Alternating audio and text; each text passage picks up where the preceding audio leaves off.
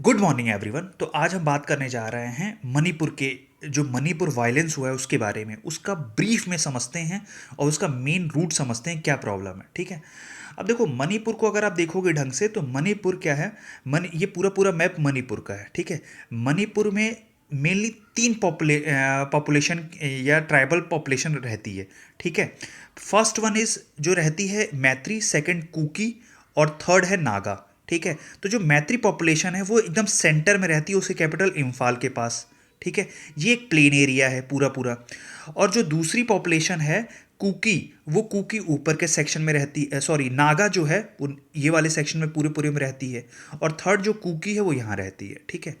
अब इम्पॉर्टेंट क्या है, इम्पॉर्टेंट ये है कि जो कुकी है और जो नागा है ये दोनों ट्राइबल पॉपुलेशन है, मतलब इनको एसटी का दर्जा मिला है और मैत्री को एससी का दर्जा मिला है।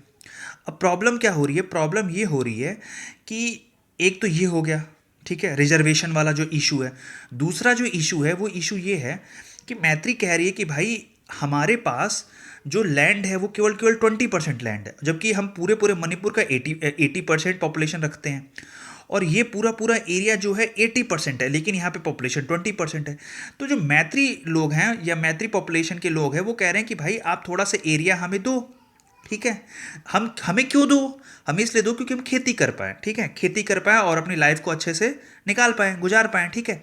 अब देखो हो क्या रहा है, नागालैंड में अगर विधानसभा इलेक्शन होता है तो टोटल 60 विधायक हैं, जबकि 40 जो है एमएलए वो केवल और केवल मैत्री से आते हैं। और जो 20 आते हैं ये पूरे पूरे से। तो 40 यहाँ से आने पे यहाँ पे डेवलपमेंट ज़्यादा हुआ है।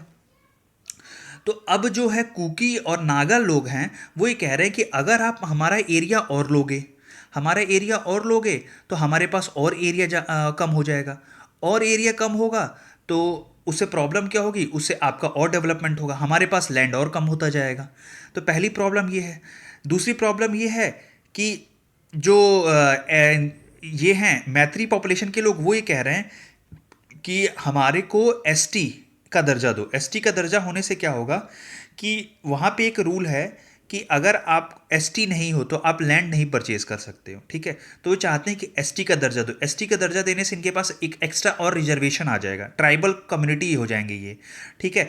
तो और जो प्रिविलेजेस मिलते हैं वो मिलने लगेंगे।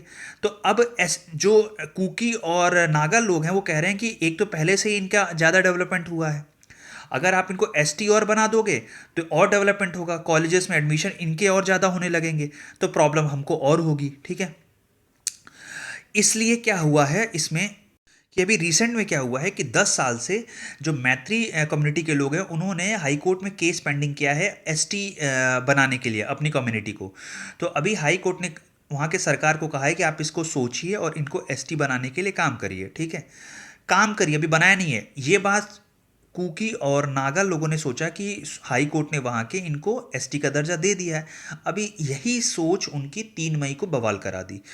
तो ये लोग क्या किए, सड़कों पे निकल आए कुकी और नागा लोग। और जब ये लोग निकले तो उनके अपोज में ये मैत्री लोग भी निकल आए। फिर कई लोग की डेथ हुई, 100 से ज़्यादा लोग की डेथ हुई, कई रेप्स हुए और ये सब चीज़ें हुई। ठीक है।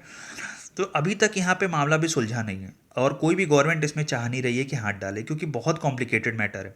दूसरा एक और मैटर ये है कि केवल मैटर यही नहीं है, एक और मैटर ये है कि जो ऊपर का सेक्शन है ये फेमस है अफीम की खेती के लिए, और इसका कनेक्शन होता है म्यांमार से। म्यांमार क्या करता है, इनको मनी प्रोवाइड करता है और वेपन्स प्रोवाइड करता है कि आप अफीम की खेती करो।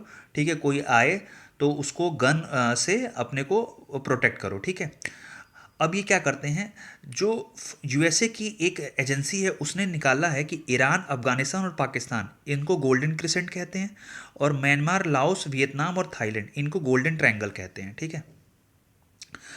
अब ये क्या है, इसमें एक और चीज़ ये आती है कि वहाँ की गवर्नमेंट ने क्या किया है, वहाँ की गवर्नमेंट ने ये देखा है कि अफ़ीम की खेती जो है वहाँ के लोगों को बर्बाद कर रही है। अफ़ीम की खेती वो लोग क्या करते हैं, अपने लोगों को खिलाते हैं, अफ़ीम का नशा कराते हैं, आउटर कंट्री में बांटते हैं, वहाँ की खेती खराब होती है। तो गवर्नमेंट ने यहाँ पे कुछ दिन पहले ही क्या किया है कि इस चीज़ को बैन करने के लिए स्टेप लिया है। तो कूक की जो नागा पॉपुलेशन को ये बहुत ख़राब लगा है। तो ये भी एक बहुत बड़ा रीज़न है वहाँ का वायलेंस होने का। तो कई सारे रीजन्स है। पहला रिजर्वेशन रीज़न हो गया, दूसरा ये अफ़ीम की खेती वाला रीज़न हो गया, तीसरा अगर हम देखेंगे तो ट्राइबल वाला हो गया, ठीक है। तो कई ऐसी छोटी छोटी रीजन्स है जिससे ये वायलेंस हो रहा है। अच्छा, अब हमको क्या देखना है कि जो मणिपुर है इसका थोड़ा ज्योग्राफी देख ले तो 60 सीटें आती है विधानसभा से। ऊपर इसके ये नागालैंड से टच होता है, इधर आसाम से टच होता है, नीचे मिजोरम से टच होता है और ये म्यांमार टच होता है, ठीक है। अगर हम और भी चीज़ें देखें तो और भी इसमें कई चीज़ें हैं।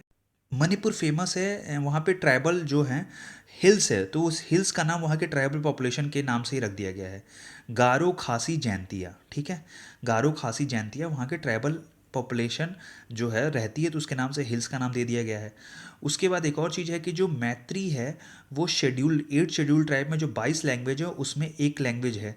तो ये भी एक बहुत बड़ा रीज़न कि इनको ज़्यादा वरीयता दी जा रही है। तो कई ऐसी छोटी छोटी रीजन से अगर देखा जाए तो हम मतलब कह सकते हैं ये एक रीजन, ठीक है। तो ये सब कुछ चीज़ें हैं। वीडियो अच्छा लगे तो लाइक सब्सक्राइब ज़रूर करें।